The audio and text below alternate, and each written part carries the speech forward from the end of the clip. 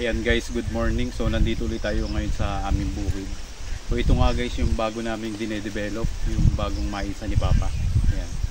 So ngayon guys, maglilinis ako ng mga tanim kong nyug dito sa part na ito. So ito yung dati naming maisa na ngayon ay puro nyug na yung tanim. Bali maglilinis ako ngayon gamit itong aking mini grass cutter. Ayan guys. Maglilinis ako ng mga tanim na nyug. Ayan guys, samahan niyo ako. Ayan guys, yan yung bagong maisa ni Papa. Ayan lahat, buong yan. So ito naman, may mga sitaw na tanim. So ito naman yung part na may mga nyug na bagong tanim. Ayan. Yan lahat guys, papunta dun sa dulo. So yun yung lilinisan ko ngayon. So ito naman sa kabilang side. Ayan dito. Dito naman yung mga talong. Ayan, puro talong naman dito yung tanim. So bali dun sa kabila, yun yung mga naunang naitanim na nyug, yung malalaki na. Ayan guys, yung malalaki.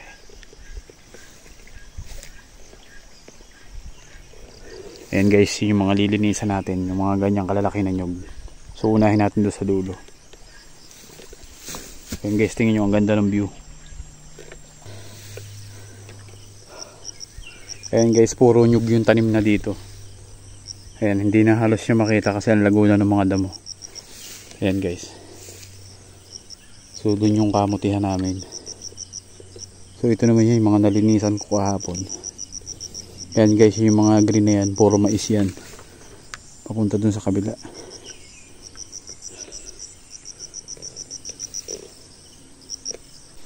Ayan guys, ganito kataas yung damo dito.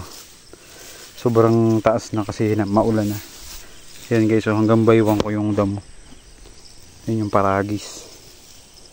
So yun yung lilinisan natin guys. Yun yung mga nyug, hindi na makita. Ayan guys, yun ang unahin natin. Ayan guys, ang tataas ng mga damo.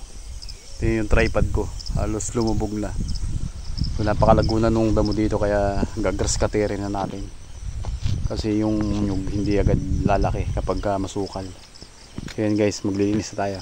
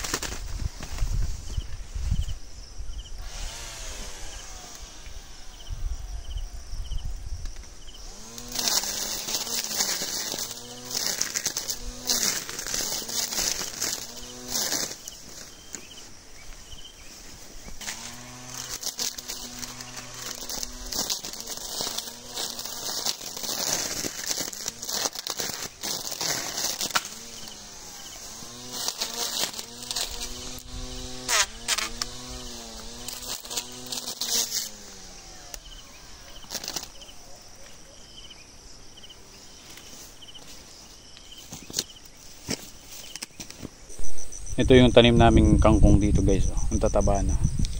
Ayan. Ito yan, lahat puro kangkong yan. Tapos ito naman yung gabi. Ayan. Yan yung mga mais guys. Yan, mais lahat yan. Tapos doon naman yung sitaw. So pupunta doon yung mais sa kabila. Yan yung talungan guys, oh. Dumami na ulit yung bunga. Yan, paikot dyan. So ang dami niya ulit bunga guys. Ayan guys, tapos na tayo maglinis ng ating mga tanim na nyug gamit itong ating mini grass cutter. So guys, kapag gusto nyo bumili ng ganitong grass cutter, na available siya sa aking TikTok shop, hanapin nyo lang yung account ko, Ryan Mulyo. Tapos hanapin nyo lang yung video na nito at i-click nyo lang yung yellow basket, pwede na kayong bumili guys. So napakaganda nito guys, magaan lang siya.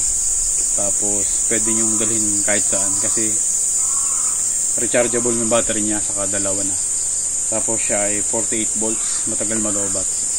And guys, ito naman ang lilinisan natin, itong harapan namin, itong pinyahan kasi napakalago na rin damo.